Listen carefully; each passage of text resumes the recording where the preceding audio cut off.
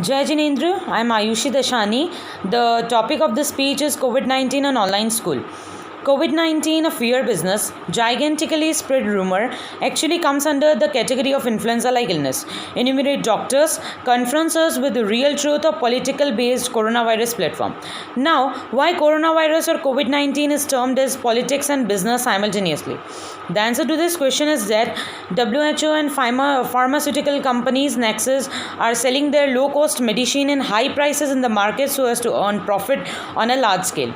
By selling these medicines, WHO has proved that he is a messiah in the eyes of the government and its therapies and programs can save the life of human being. But this is an illusion.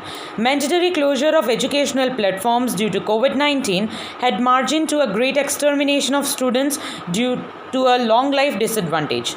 As a consequence, education has changed dramatically with the distinctive rise of e-learning. Now, what are the pros and cons of online learning and traditional learning? So, moving into it, traditional learning is actually a time and tested method. It dwells up lively and gives a broader outlook towards life. In contrary, online learning cannot help us to interact with people more productively and efficiently as in conventional way of learning. In contrast to offline exams, students' ability and intellectual prudence cannot be assessed via online mode, so offline learning is ultimately better than online learning. Scientifically, online learning is more usage of mobile phones can influence our nervous system apart from cancer risk.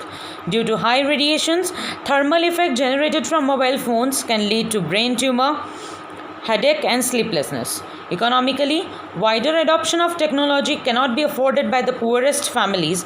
In this context, many suicides are committed as students cannot buy smartphones for e-learning purpose. If students' health is kept on the back burner, then mental and physical growth cannot be expected. So the phrase, good health resides in good mind should be encouraged. Yet there are some advantages also of e-learning like students can improve themselves in technology as it is a digital era, better for students who are residing far away from city etc. But these advantages cannot cover up the dilemma faced from this mode.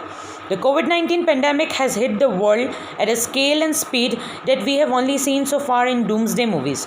So, in an evolving crisis when no one is able to say for sure when it will be contained and what its long term impact could be, stay safe, stay home. Thank you.